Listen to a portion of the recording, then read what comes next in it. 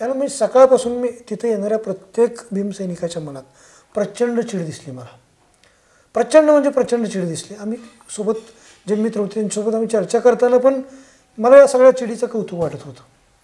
मी एवढा पराकोटीचा राग की भिडेचा मला चेहराही बघायचा नाही आम्हाला, किंवा पैसे देऊन आम्हाला त्याला घरात पण न्यायचं नाही, इतपत राग या लोकांच्या दिसत होता. पण तो संयमित होता.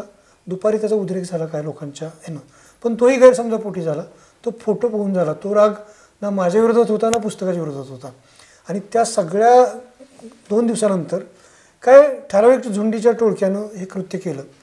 त्यांनी वाचलं नाही, त्यांनी बघितलं नाही. पण त्या घटनेनंतर आज तिसरा दिवस आहे. सलग 2 दिवस मला जे साधारण 1,500च्या आसपास फोन आले असतील. रात्री काल सकाळपासून, परवा रात्रीपासून ते काल रात्रीच्या 12पर्यंत मला फोन येत होते. आज सकाळपासून 7 वाजल्यापासून आत्तापर्यंत कंटिन्यू मला फोन चालू आहेत. आणि सगळे फोन भीमसैनिकांचे आहेत. त्या सगळ्यांनी माझ्या पाठीशी उभं राहिलेत.